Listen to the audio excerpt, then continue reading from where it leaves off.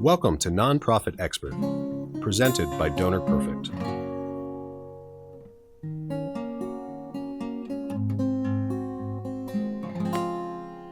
Hello and welcome to Nonprofit Expert, presented by Donor Perfect. I'm Julia Gockenbach, and we're very excited to be joined here with Mark from Youth Mentoring Partnership. Thank you so much, Mark, for being here. Would you mind introducing yourself? Sure. My name is Mark Mintzer, Youth Mentoring Partnership. I'm the CEO and founder. We have been in operation programmatically since 2000 and have experienced some exciting growth over the past several years in particular. So since 2000, it's now 2025. That means you're coming up on your 25th anniversary. Yes. So officially, we started off as a collaboration between private entity, governmental, and nonprofit. And then after 4 or 5 years and some research, we decided to become our standalone nonprofit. So it's really technically 2007. Okay. When you got started, did you think you were going to be doing all of the things of a nonprofit, or what did you think you were going to be doing? No, absolutely not. I'm from private industry, so nonprofit was not where I was necessarily looking to head. But once we got involved, once we started seeing the impact with kids, with the community, it just pretty much took over my life. Yeah, I think that's how nonprofits work, honestly. Pretty much. Yeah. Well, why don't you tell me a little bit about what Youth Mentoring Partnership does and how you do affect children's lives in this area? Sure. So really there's a lot of issues, as we know, out there. Especially kids living in generational poverty. There's educational gaps, there's food and financial insecurities, all sorts of things that kids without a positive role model in their life can get involved with. Drugs, alcohol, teenage pregnancy. A lot of these things can be really traced back to a mentoring gap. Sadly, I've learned that 1 in 3 kids in this country will grow up without one consistent positive adult in their life. That's a crazy statistic in my mind. It is heartbreaking. So we exist to help close that mentoring gap and to really place a positive adult in these young kids' lives. And we do a whole bunch of other things around social emotional learning and character building and skill building, but really it comes down to, can we place one positive adult, maybe even more, in a child's life? Because it is the number one protective factor for so many ills. I mentioned before I'm private industry, but really, like many founder CEOs, I got involved because of personal experience. I was I was a kid who could have used a program like this, and was fortunate enough to have some positive adults in my life. But I'm one of 6 kids. The youngest, my father was an alcoholic. We actually lost the house when I was young and got split up. Ended up living with other family members for a time. Came back together. I had a sister who was killed at 16. Brother was a heroin addict, in and out of prison. I mean, all sorts of things.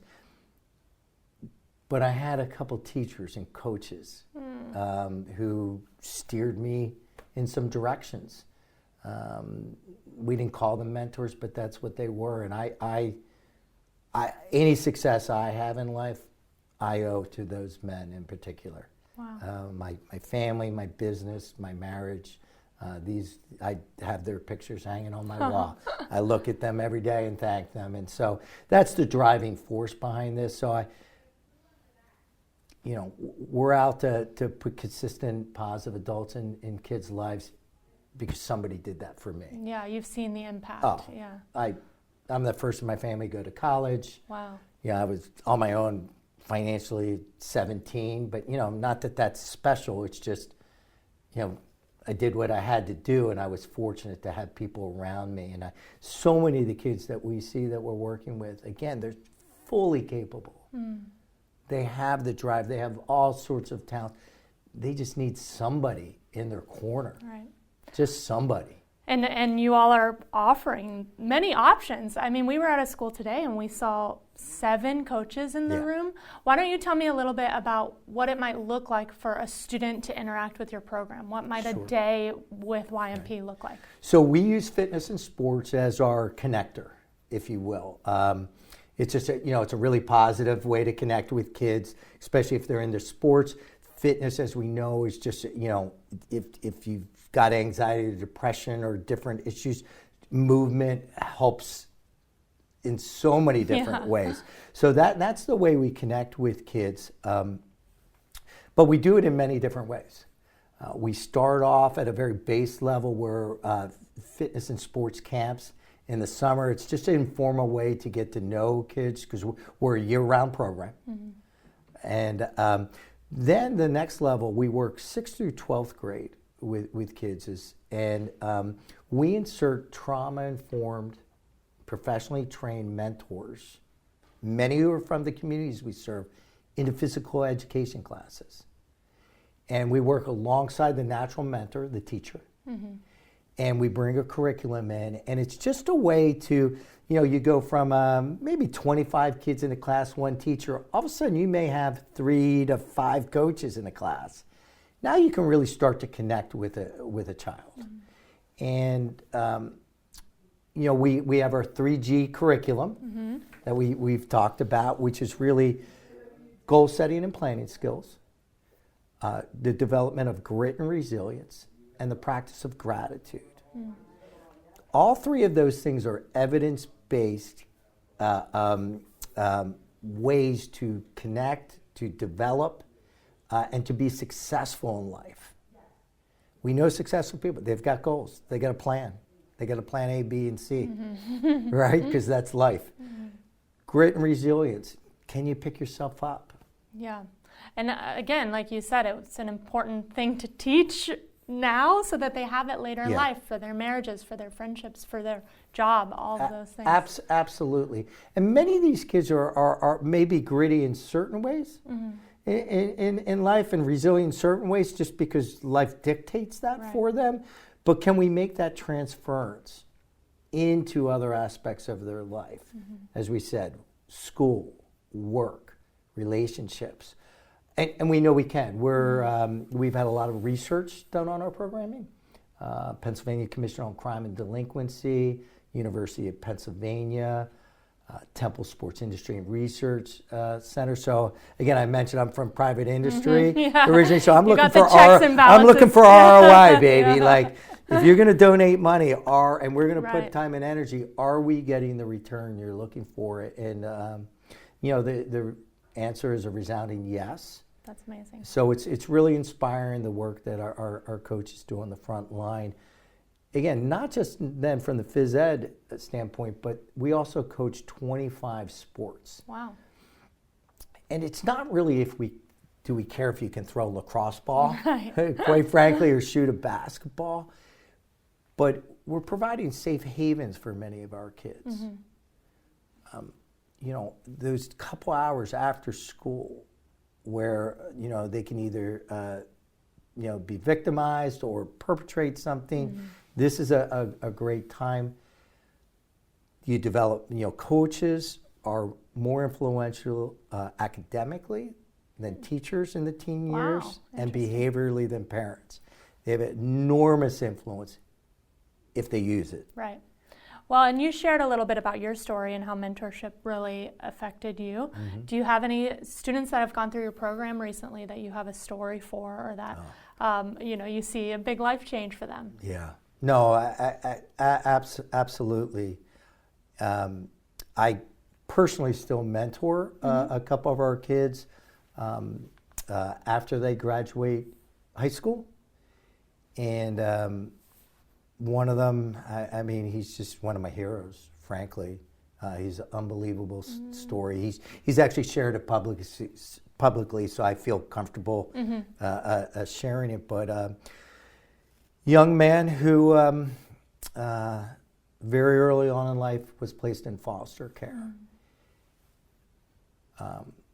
was sexually abused while he was in foster care for 10 years or so. And our foster care leaves a lot to be desired in this country. It's once you go into that system, it's very, very hard to transcend it. He did not know, I mean, he was severely neglected. He did not know his ABCs at 13 years old. Again, if you're that far behind, the chances of making it up are slim. Right.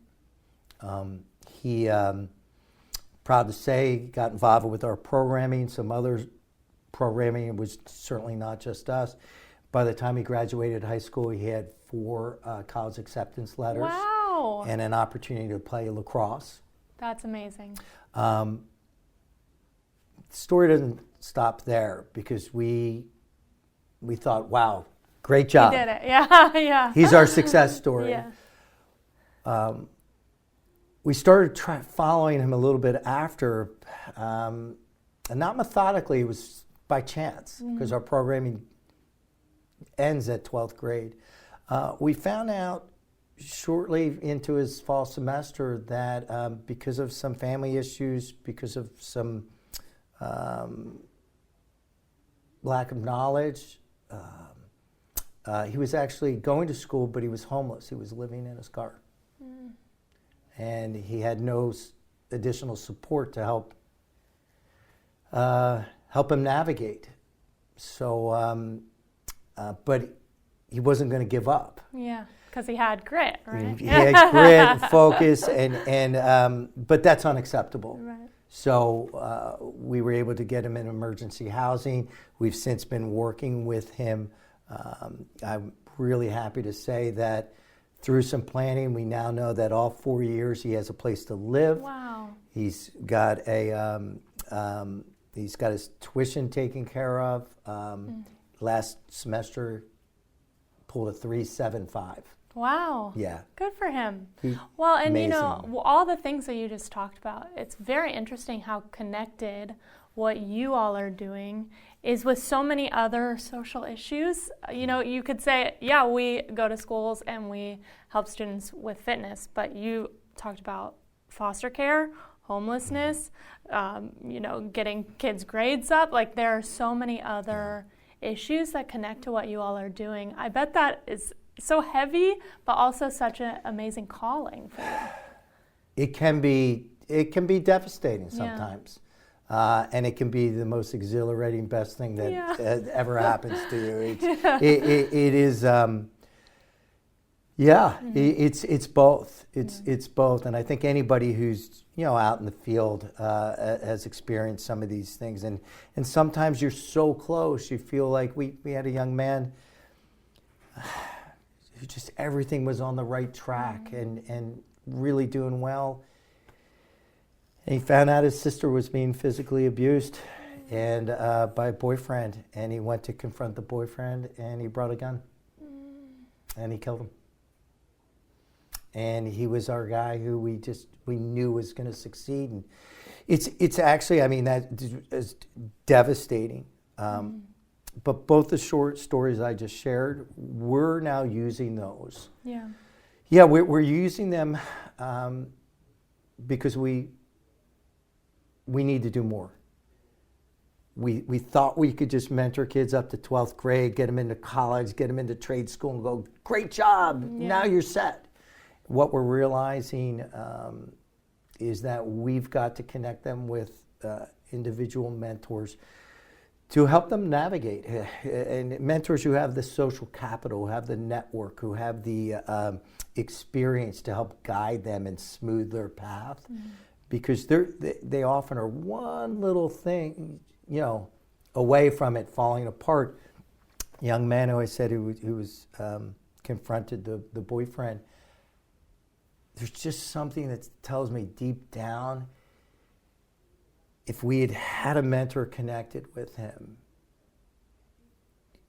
could have it been avoided? Could there have been a conversation that said, I understand how angry you are.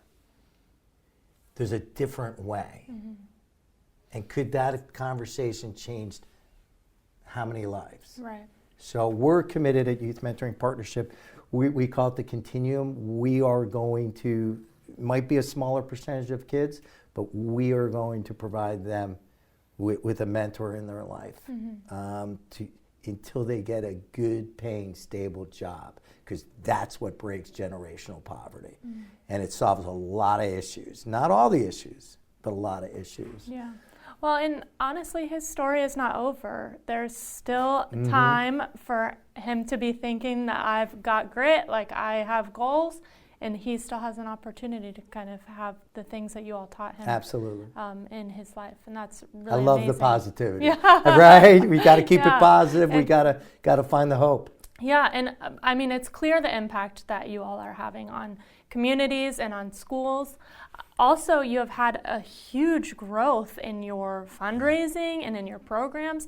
I know you mentioned to me that before COVID, you were maybe a $400,000 budget, and now you're like $2 million over or 2 something. million, Yeah, yes. you experienced such growth. What do you think? Why do you think that happened? What made that growth explode? Well, we always teach our kids about SMART goal setting. So we set our SMART Yes, goals. That's I the love first it. thing that we did. Put it into practice. Yes. A number of different things. We know any of this takes time to figure out what's the formula. So we think we have a pretty good formula now programmatically that's led to success, which has inspired donors. There's no doubt from a staffing standpoint, we were able to bring on some really important key members of our staff, particularly a development director. Right. In addition, Pennsylvania, where we're located, has a really innovative tax credit program that allows corporations and individuals to give to a approved nonprofit and receive a 90% tax credit against their tax liability. That was a program we were able to tap into. It's very limited tax credit, but we were really able to leverage that in our fundraising, and that helped a lot. Also, some grants through Pennsylvania Commission on Crime and Delinquency have been extremely helpful. I love that, the thought of using creative ways to grow your budget as opposed to, drinking from the same well over and over and over and over. What other creative avenues can we find some funding? That's great. I think, understanding, the other thing is understanding the climate and your messaging. For right? sure. Because as we have seen even recently, right, it was there was a lot of focus on, say, DEI, a lot of funding around there, a lot of focus for a time period around mental health for kids, obviously with COVID. Now we're seeing a shift towards more focus on education and employment. So our mission hasn't changed, our delivery method hasn't changed.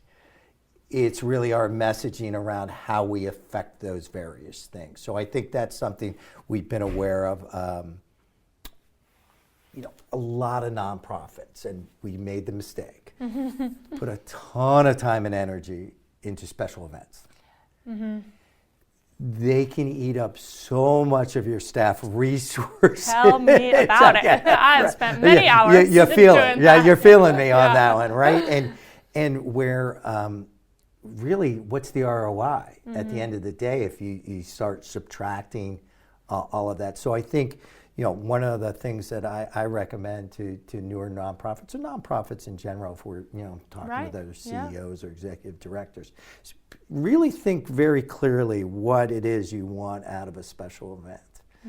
And we went from some special events that ate up all sorts of time and energy with maybe $20,000 return, $30,000 return, which is, awesome, to a very focused special event that now nets, $150,000 and takes very little time and effort relative. So be smart about where you put your time and energy. Well, and you bring a very interesting perspective because you mentioned you kind of fell into the nonprofit situation, and so you're coming with a business mind. And I think a lot of people maybe don't have that business mind when they're in nonprofits. And so this is a helpful reminder to check things like return on investment and to check, are you spending your time in the donor lanes that you should be spending your time in? And I don't know if it's my business mind or I made most of the mistakes twice, Yeah. maybe 3 times. So I don't know if it's that I'm that bright or that I'm that smart. I mean, it's been 20 some years. But I think just being really smart about that. Partnership is also in our name. So we partner, we collaborate a lot with other organizations, and I think it's just a really healthy thing to do because there's so much redundancy in the nonprofit world. There's also you can get in your silo so easily, and there's many of us are trying to do the same thing, help kids. So if you've got the formula, hey, let me borrow it. If I've got it, I'm going to share. I'm going to share with you, and I think that's also just another reminder for nonprofits. Make sure you peek your head up above the water and take a look around once in a while, and if you can collaborate, don't be afraid to. A lot of nonprofits are afraid because they think it's going to affect their funding. We found the exact opposite. When we collaborate, we actually find that there's more funding available. That's great. Yeah. Yeah, a rising tide lifts all boats. Yeah, I get it. If I'm a funder, I'm trying to look at, well, how efficient are you going to be? Are you, do you play nice in the sandbox? Can does 1 and 1 equal 3? So I would, I highly recommend that to other nonprofits. Great point. I love the idea of the collaboration between nonprofits and kind of sharing the formulas. That's really helpful. I know you have a lot of plans for the future, especially when it comes to your fundraising operations. So we've talked about some ideas when it comes to monthly giving. We've talked about some things that you're doing with your forms. Why don't you tell us a little bit about how you're leveling up some of that fundraising strategy? Sure. I know you have a team, but you fell in, again, a lot of our listeners and a lot of people watching this fell into fundraising, and they've just kind of been trying to do it, like piece it together for the last hour. Exactly. And I think that your ability to kind of say, this is what we want to do, this is where we're headed. We have all this stuff going on, but we want to step into this space, and we want to work on this, and we want to grow here, is really encouraging to other nonprofits. Let me even back it up to the beginning. Do it. Well, it's just, again, not the smartest guy in the room, not the brightest bulb by any stretch of the imagination. So I've made plenty of mistakes that I'm hoping other people can learn from. We did the typical thing, right? You get one angel donor. You start a donor list on Word, right? Ooh, and then we upgrade to Excel. Oh, that was the big upgrade. We went to Excel. First, we went from my mind. You wrote them on your hand. Yeah, we went from my mind into Word, then to Excel. We were big league in Excel. And then we're like, geez, we really, as we grow this, we need some type of platform to organize. This is how we landed on Donor Perfect, because we also did looked at 7 different ones. We can't figure out the language, who's doing what, how. So I understand that can be a very overwhelming process. It's a very necessary process. We jump on Donor Perfect, right? And we started doing a few things, I think, well. We started entering everybody's names, making sure it had profiles, that type of thing. But really, we didn't have a dedicated staff person. In fact, we still don't for Donor Perfect, which I think is one of the next steps. But we were definitely able to use some things with Constant Contact, so it helped us with our messaging. That was a big plus for us, no doubt. It was also a great check and balance with QuickBooks. So we saw a lot of positives, but again, we've really identified that to move even to the next level, we need to take we need to invest more. We need to take better advantage of many of the tools that are there. You can't do it all at once. That's how you get super overwhelmed. which again we've done. Yeah, I was going to say, you're speaking this Right? over me. I mean, it's just, you're just like, we need to do it all. Well, Yeah. you're not going to.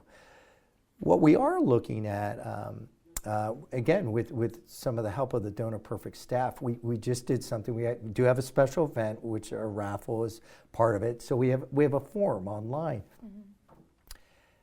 Frankly, it looked like probably a middle schooler designed it because I think maybe I designed it. I don't know, but it wasn't the greatest of forms.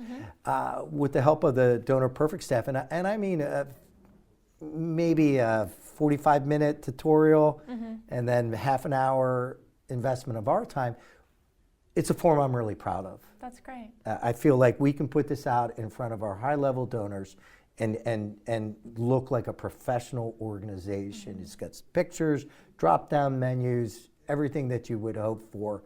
And I think it gives a really good first impression because many of these raffle donors, it's their first time. So it may be they've been introduced to our organization, buy a raffle ticket. Now we get our messaging out. One of the things that we're looking at, and have set a goal for, is to develop a monthly giving program. Right. You don't have one right We now? do not. Okay. Well, no, we have two people. One Hey. for $5, I think the other for $25. Nice. So it's a start. Starting somewhere. It's a start. But with that said, we know just from the research and the stats, right? If you can get people on a monthly giving program, what is it? Over the course of their giving, you'll receive 45% more if they participate in a program like that. Well, that's a big number. Yeah. I'll take 45% more. This is great. Right, every day of the week, twice on Sundays, right? And so looking at that, we've identified, like, let's start small. How do we go about doing this? And again, I think we've gotten some very good counsel from Donor Perfect staff. We know we're just going to start with our raffle folks and our one special event. But we know we have to segment out our donors, right? So if we've got the larger donors who are already giving $5,000, $10,000, whatever it may be that level we determine, well, we don't necessarily want to get them on a monthly giving program. Yeah, you don't want to ask them. Yeah, to give I don't $5 need. Yeah, a we don't want month. $5. Yeah, Give us. yeah. We want your 50,000. Yeah, or you your stay where you 5,000. are. Yeah. So we want to do a very targeted campaign, and I think again, looking at how do we segment that out.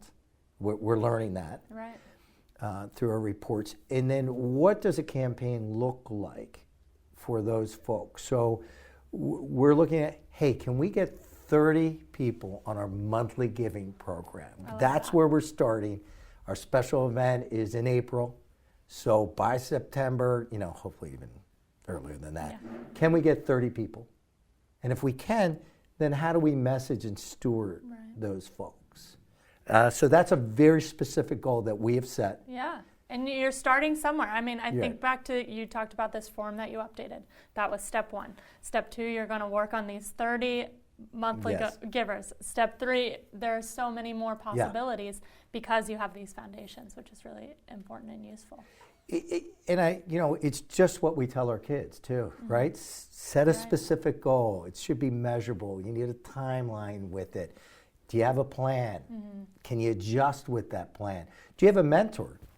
We do at DP. We have a mentor who tells us how to do it because they know how to do it. And if we can continue to build that and then just take other goals around some of our larger donors, how are we going to steward them? And just continue to build from there. I mean, we started with one child in the program. We now have 3,600. Wow. If you had told me that 25 years ago, I would have been crazy. I tend to think big, so maybe not. But it seemed very insurmountable when we were at $400,000 to say that, hey, within 3-4 years, you're going to be at $2 million. That would seem like a really big goal and a reach. So small bites, right? How do you eat an elephant? One bite at a time. So that's just what we're looking at with some of our giving campaigns. Yeah, that's great. I have 2 more questions for you. So the first one would be, if you were sitting down and say I was a potential donor and you had a 30-second elevator pitch for me about what YMP does, what would you say? I would say we exist to close the mentoring gap. So many of our kids, especially those living in generational poverty, don't have a positive adult in their life. Mm-hmm. So many ills of society can be taken care of by just having one positive adult. And that's what we do. Yeah, we use sports and fitness, but that's what we do. We are consistently there for a child and help them navigate. And these kids are worth it. And they have all the potential in the world, and they deserve it. That was perfect. That was good. You did it in 30 seconds. That was wow. great. Didn't think I could do that. You did it. And then my last question for you is, I know that you're part of this EITC program, which yes. you mentioned earlier, and it's something that Donor Perfect works with you on. Can you tell me a little bit about what you do with the EITC funds? Where does that go? How does it affect your mission? So really the majority of our cost is for program staff, is to be able to put these angels, if you will, out on the front lines, working with kids. So it's investing in them through fair compensation, because they deserve fair compensation and benefits just like anybody in private industry, and training. And training and mentoring for them. That's really where that goes. So when we look at right now, we're at 7 schools. We want to expand to a couple additional schools, and that will take probably $150,000 a school to fund that. And then the continuum, as we've talked about, we want to provide these kids the opportunity to, again, have a healthy, happy, prosperous life. And to do that, they need, trade school or college education, and they need support to do that. So that's where our money goes. Yeah, well, and you all are making such an impact, and these students are really, I'm sure, so grateful for all that you all are doing. Oh, we're great. The giver gets. Yeah. It's not why you do, but the giver, we get so much more. I just, the stories I hear, the interactions I get to see, I'm the luckiest guy I know. I got a bunch of friends retiring. I'm like, first of all, I have too much energy to retire, clearly. Well, this is me without coffee. Yeah. But I couldn't imagine doing anything else. That's great. It's just every day it's a gift. That's awesome. Well, thank you so much for being here. This has been so fulfilling for me just to hear all that you all are doing. And we're really grateful to partner with you all. Well, thanks for the opportunity, and you guys have been great to us, really. Thank you for listening to Nonprofit Expert, presented by Donor Perfect. For more information and a special offer, visit donorperfect.com/podcast.